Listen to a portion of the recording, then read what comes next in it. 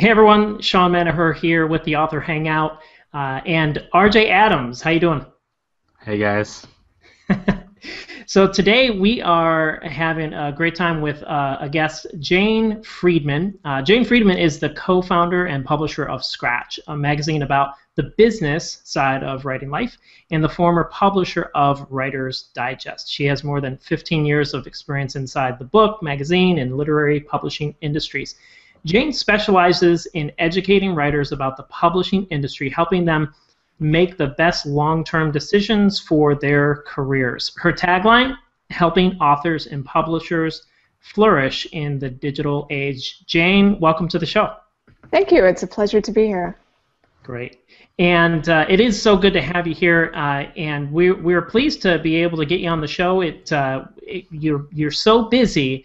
It was like, I think 6 months ago that we said, hey, you want to be on the show, but I do appreciate you being on the show. Really glad you could make it.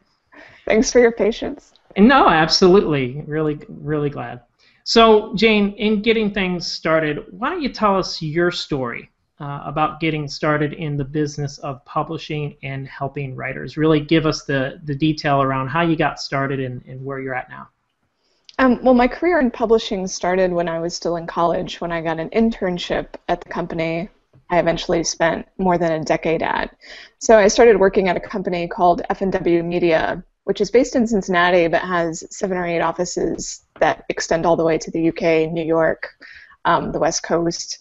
So it's called a special interest publisher, or I should say that's what it was called when I first joined. It's now become a very multimedia-driven company with a heavy emphasis on e-commerce. So while I was there, they're the corporate parent of Writer's Digest, which many writers are familiar with. So I spent 10 years at Writer's Digest, specifically working on information, education, and services to writers. So that's where the bulk of my experience in the writing-specific community comes in. But of course, while I was at that company, I was also working on a range of different products, including magazines, books, competitions, and events, some of them for writers, some of them for other audiences, since the company is very multifaceted. So I had a very interesting career there because it spanned that very interesting time when things were moving very in the early stages to digital, when social media started emerging. And so I got to kind of be on the front end of what that meant for the brand of Writer's Digest, as well as for corporate publishing in general, how they have to change their business model in order to stay relevant and stay profitable.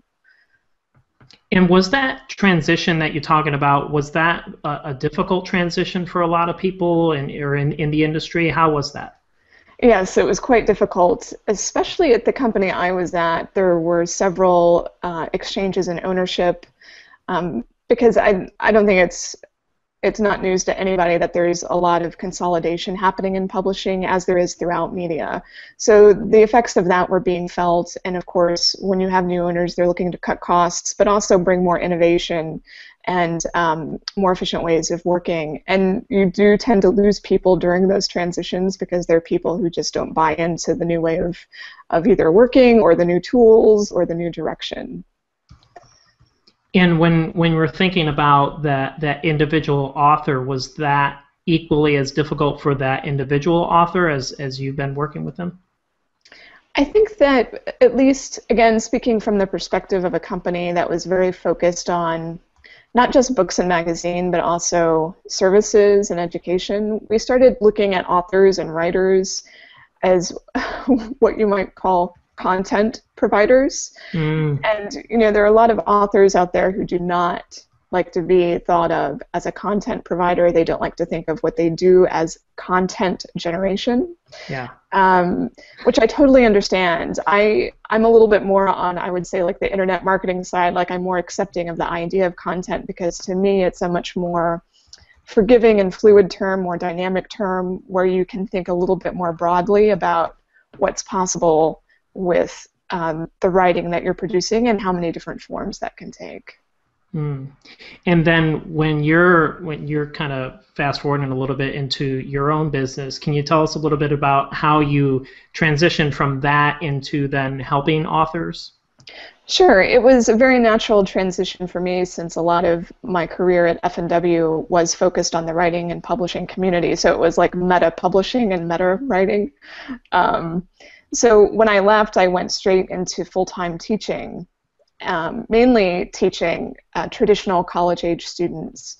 But I also had a lot of experience teaching at conferences and continuing education types of events for people who were adults and kind of going back to some of their first earliest passions, like the book that they feel that they have inside them. So I had a lot of experience teaching in that community, and then I switched to the university community where I was helping students learn how to build their own careers specifically in digital media. I was in not a creative writing department or a journalism department, but in an electronic media division. We were preparing students to enter media companies and the media business. So for me, education has always been a really key part of what I do. It was at the company, the official publishing company I was at, and I was still, even in the education world, to which I'm still in, obviously at the University of Virginia, it's helping students learn the professional practices of publishing, whether that's through the industry itself, but also the very important aspect of self-producing or self-publishing, knowing how and when to produce your own stuff, how to do it in a way that's strategic and benefits your career. And we're down the vein of authors specifically. So you give talks about building author platform. Why would you say, why is building a platform so important for authors? It's what I consider like the long game. It's trying to build a readership that's going to be with you for not just one book, but for every book that you write, or for every story that you tell, or every product or service that you develop. So platform goes beyond a single marketing campaign. It's about developing your audience. And for that reason, it tends to be very organic. It's not like a one-time event. It's something that you're going to put a little bit of effort into on a daily, weekly, or monthly basis. And certainly there will be campaigns within that, like tied to very specific books. But platform building is, I like the term audience development, which comes more from the nonprofit world, about thinking about how one reader's value extends for over a very long period of time. So, I mean, that makes a ton of sense, but why do you think so many authors struggle with this idea of building a platform? Well, many people find marketing and promotion to be somehow antithetical or at cross purposes to the artistic mindset. They feel like they just want to focus on the writing, and they don't really have time, nor do they have the expertise to look at the marketing piece. On the other hand, I think every writer probably has an ideal reader in mind, or they want to be read, and I think being able to think about how you're going to entertain or delight that audience, or how you can best interact with that audience, it only usually increases or furthers your own intrinsic motivations for why you're writing in the first place, which is to reach a particular readership.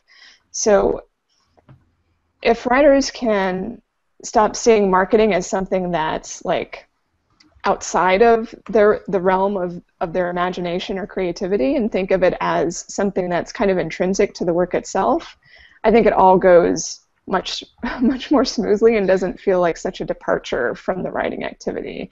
I think one of the biggest problems, to kind of put this in concrete terms, is authors hear this kind of disembodied advice, whether that's from their publisher or somebody else, to get on Twitter, start a blog, or start a Facebook page. And I call it disembodied advice because it really has usually nothing to do with the writer's personality, the writer's work, the writer's skill set. And so they hear all of these kind of commandments, like, oh, you have to do X, Y, Z in order to market your book, when it may or may not be effective, and it's not tied to any strategy or long-term thinking about what those platforms can do in the long term.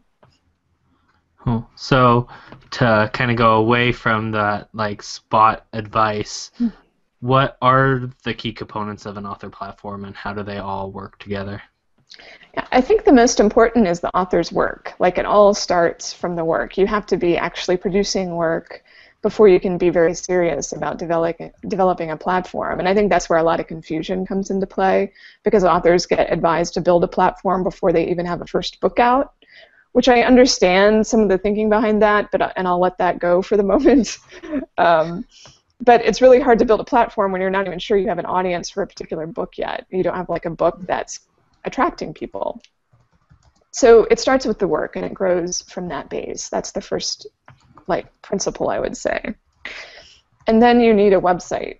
Like, every author who's serious has to have a website, and that is like information central or brand central for everything else that gets done, from a marketing and platform building perspective. So, and then you layer on top of that the activities that you feel comfortable doing on an ongoing basis, whether that's interacting on Facebook or Twitter, doing reviews on Goodreads, being a good literary citizen in some way, doing events. So that gets layered on top of that. And then there are other things you can do that are more strategic with community outreach, like doing reading series or Twitter chats or interviewing authors or experts, as you do. And then there's just so many ways that you can just build on that base of your work and your website and a little bit of interaction, whether that's online or offline. And I think that's where it all starts. And a lot of people aren't thinking about it in that holistic way. They're thinking about it in these very isolated ways. And how does that, how do you keep from becoming formulaic in that process? Because you really are giving us steps that authors can take, to build a platform. So first you start with your work, then you do the website, and then there's other steps. How can an author, should they be formulaic, and okay, I got to do these, or how do they tailor it to them? I think the only way in which it's formulaic is you've got to have the work in the website. And then after that, I feel like all questions should be answered on a very unique basis. So for instance, just to use a superstar example, John Green, YA author, very early in his career, he and his brother started this very popular video blogging series called The Vlogbrothers. And when you see them on video, it's like so obvious they were like made for that medium. Like, they excel at doing videos. And even the brother has now like a very profitable company based on video. So, but video is actually, that's suitable for maybe, I don't know, 0.5% of the author population. Maybe I'm underestimating, or I could be overestimating. But that was like just so perfect, and he hit on the right thing, and it also happens to be the place where his potential audience is, and he's talking about topics and subject matter that interests the readers of his book. So there's this really sweet spot that he's hitting of the right medium or channel, where his audience is, what his strengths are, and so every author has to have this kind of self-awareness of what they can sustain and what they can do well, but also have the patience to like get better at whatever it is they're trying, and be willing to experiment with some things that they may have some discomfort with first because it's strange or weird, but then once they get into it and practice it a little bit, they realize that there are some benefits there. Yeah, and I get the sense that, like exactly like you said, trying, and a lot of authors may not be comfortable, but if they could take the experience and the skills and the passions that they have as a leverage point and say, I may not know how to do X, but I know all of this stuff, so maybe I could apply it to that as well. Absolutely, yeah. So once they have the product and their website set up, what are some of the questions they should be asking themselves, and what are those first few steps to kind of make that next step to figure out those places that, like the author you mentioned on YouTube and the video medium was really good for them? What are some of those questions they should be asking themselves? Well, I think the first steps with the website are you want to be thinking about the branding that you have on it, and making sure that whatever your most recent book is or whatever your series is, that's very plain and clear in the branding of the site, and that it's clear what sort of books that you write and that you're appealing to your target audience. And there should be a very clear call to action too. Most people who visit your site might not be there for more than 10 seconds. They might not ever come back. So if they have any interest at all in your books or your work, you need to drive them to the number one thing you want them to do if you do have them for 5 to 10 seconds. That might be signing up for your email newsletter, reading an excerpt from your work, maybe buying the book. It kind of depends on how they got to your website. But that needs to be very clear, and I think a lot of authors just assume people will spend minutes on their site when it's really seconds. So you have to be very, very conscious of the short attention spans. So, and then asking questions beyond that, it's so personality driven, but I think part of it begins in looking at the qualities of your work and what mediums really complement it. So, for some poets, I find that they have a lot of affinity or like fondness for things like Instagram, because there's something quite poetic about Instagram. And you can even, in fact, there's a company called TweetSpeak Poetry that does a series called Word Candy, or at least they did. I'm not sure if it's still continuing. But it was just it was just images with a few words on it, and it just gave you that it made you feel inspired and more poetic for looking at it. And it's the kind of thing that would do well on Instagram or Pinterest or Tumblr. So you have to look at the qualities of your work and where you think it's going to be best, where it can best show off its stuff. And then you also have to look at your own skills or what you're willing to learn and carry out, probably at least on a weekly or monthly basis, if not daily basis. It kind of depends on your writing practice and what you're hoping, how fast you need to build momentum. I think that's the other consideration here, is how much time can you really carve out to put into all of this. Not every author is going to be able to spend the same amount of time. We all have very different lives. We have different family concerns, different job concerns, and so while I might be able to spend like 2 to 4 hours a day on platform building, not that I do, but like I could, but that's not realistic. So you have to be able to choose things that you can comfortably do consistently to see, the payoff in the long term.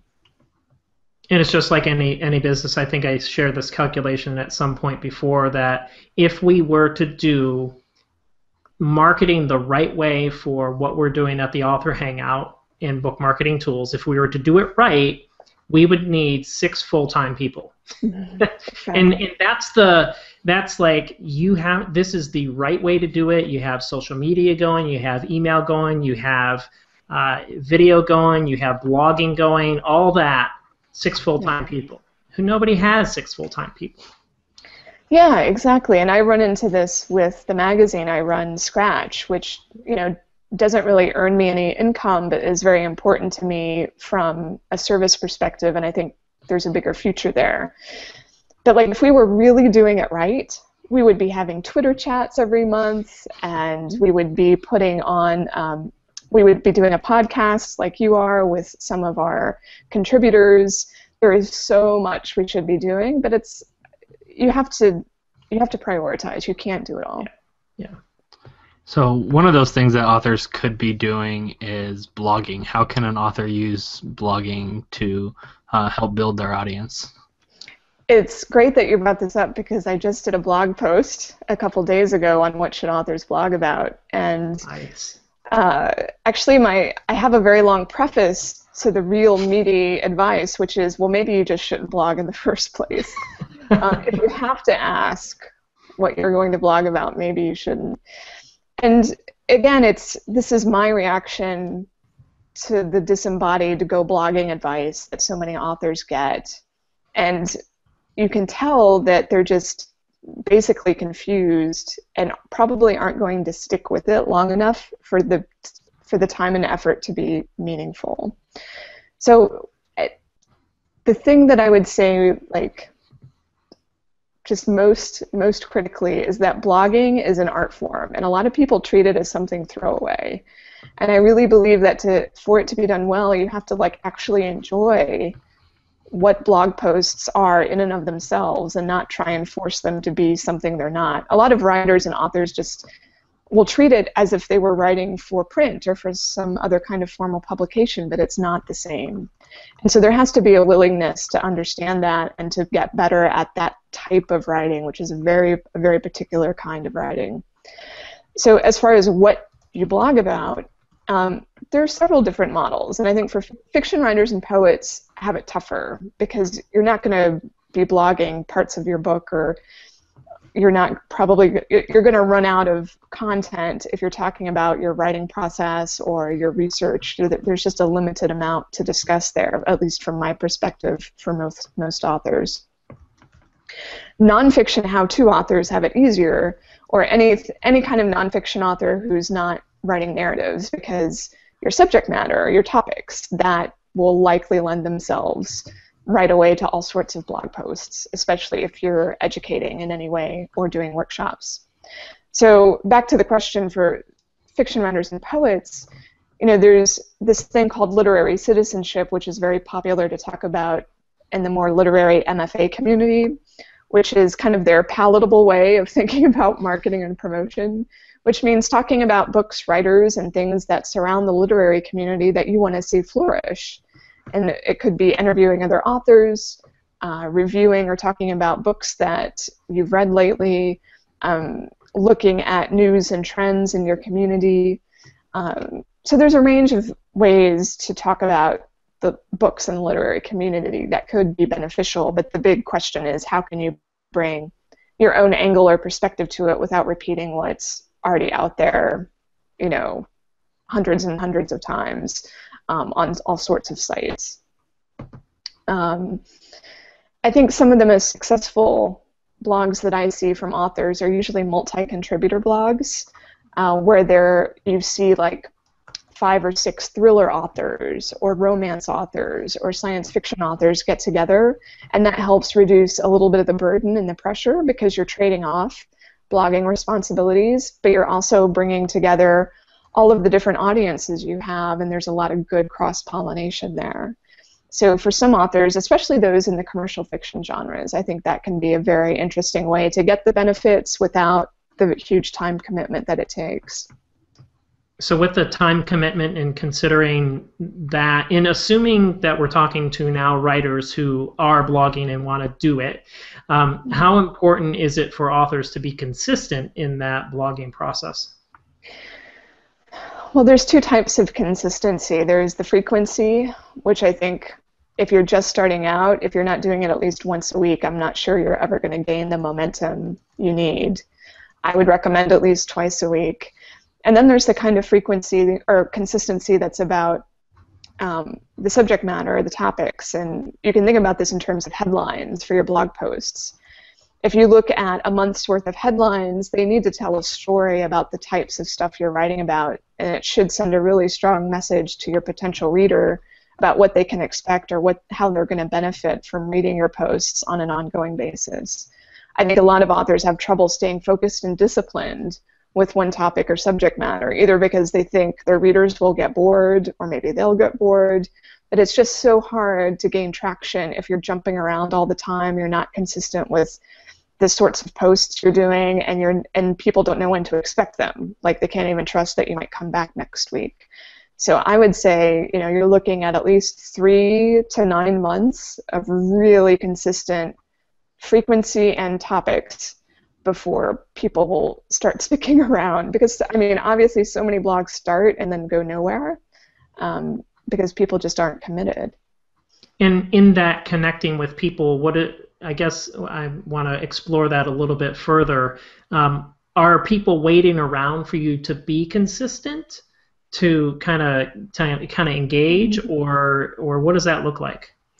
I think the importance of consistency is not so much that people are waiting to see if they're going to trust you or actually subscribe, but it actually takes people seeing links to your posts over many months before they might actually click through on one, or before they even become aware that your blog exists.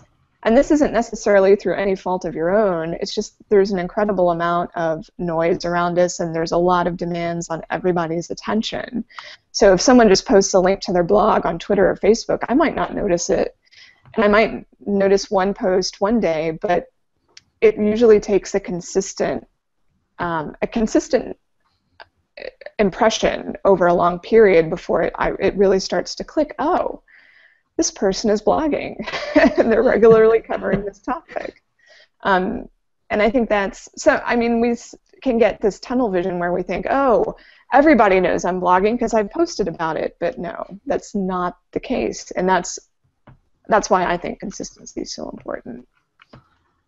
What inspires you specifically to continue writing and to stay fresh and keep that consistency in your own business going?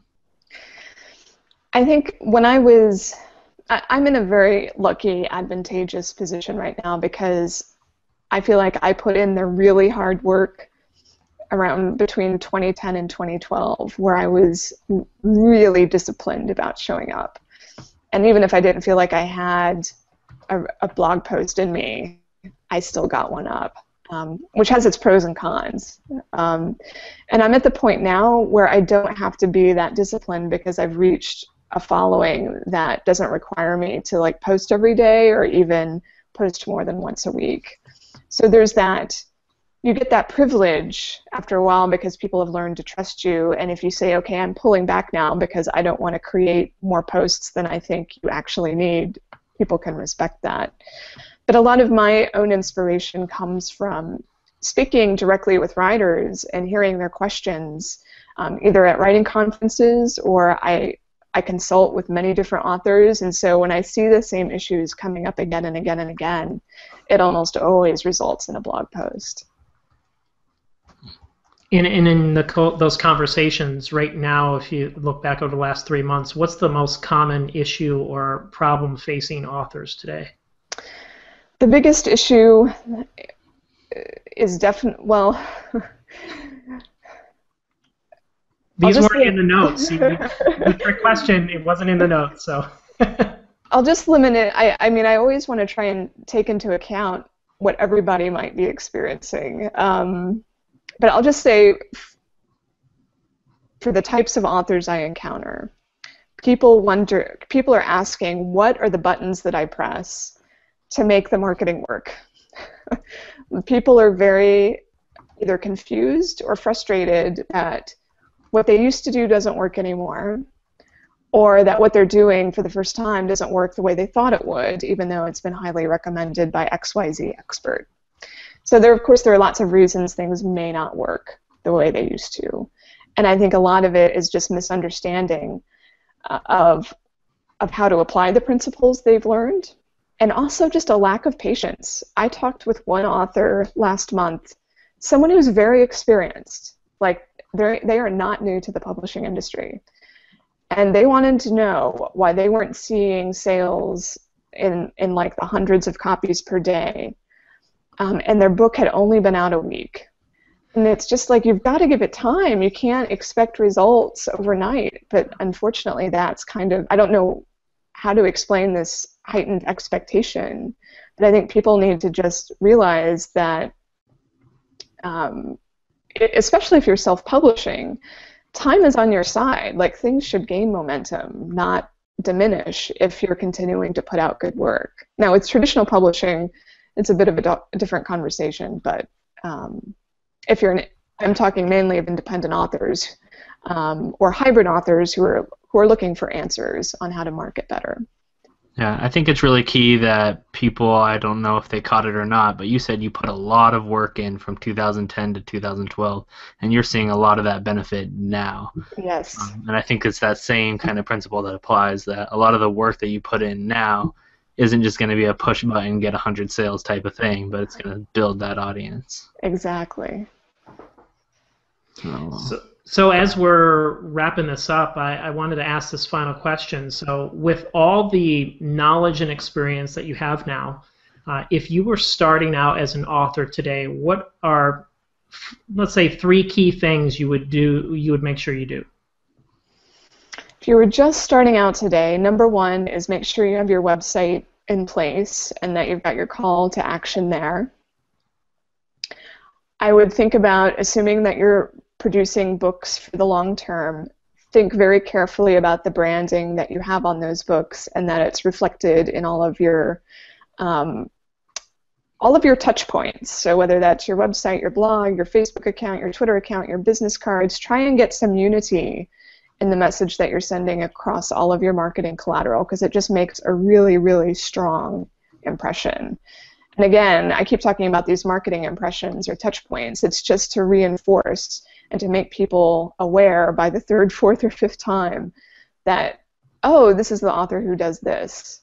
And then for a third thing, I think content strategy, which we kind of touched on at the very, very beginning.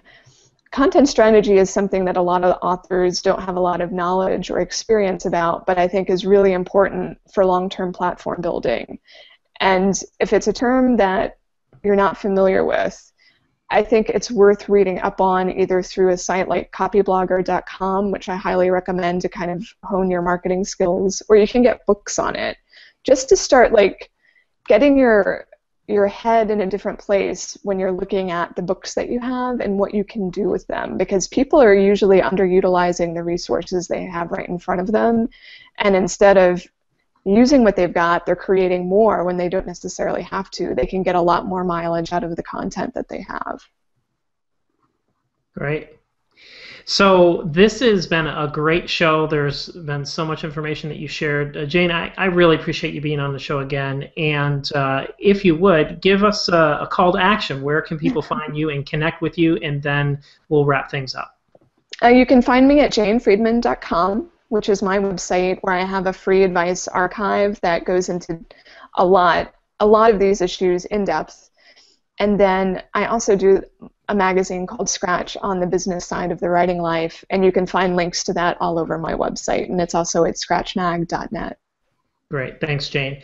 And thank you, everybody, for tuning in to the Author Hangout. We had a great episode with Jane, and this is Sean Manaher and RJ Adams. Thanks, and we'll see you on the next episode. Are you confused about what you should be doing to promote your book? Luckily for you, our Ultimate Author Checklist is here to help. We walk you step by step through building your book marketing engine so you can actively and passively sell more books. Go to theauthorhangout.com/free guide to get our free Ultimate Author Checklist.